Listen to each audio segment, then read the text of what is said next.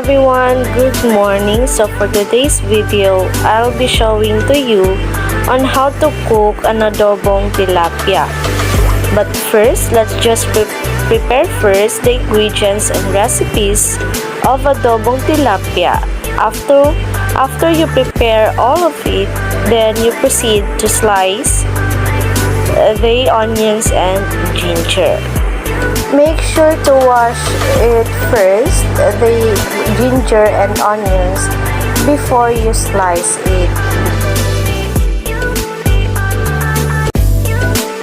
After you slice those ingredients, now let's proceed to wash the tilapia.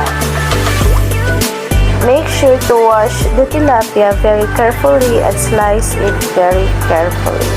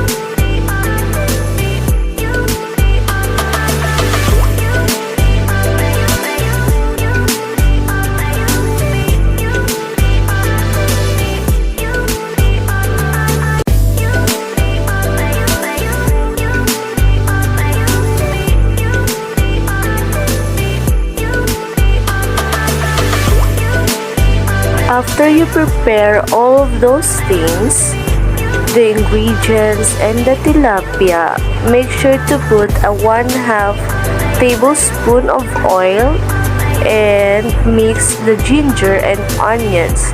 After it, put the tilapia and leave it for 2 to 3 minutes.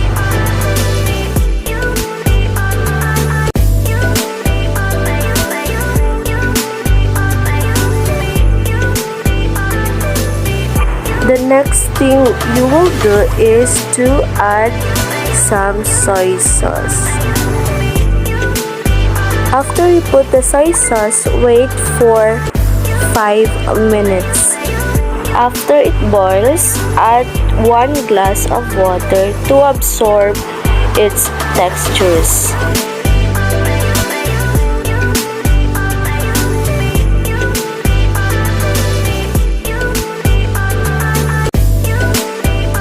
Three minutes to wait before the next procedure.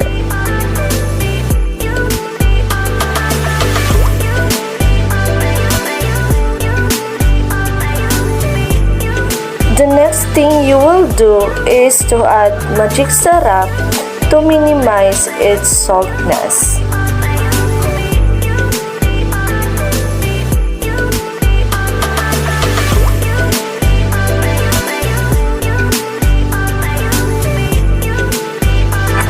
After you add the magic sarap, if you have the oyster sauce in your kitchen, you may add it to lessen the texture.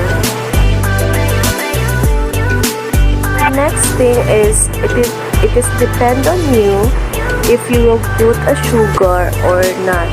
But for me, I prefer to put some sugar to make it delicious.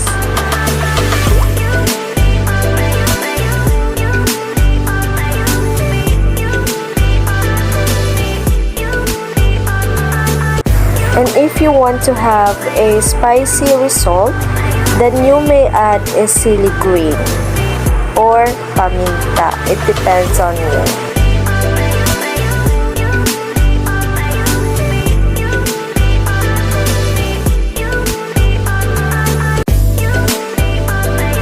you are not satisfied to the taste of your adobong tilapia, you may add again an oyster sauce.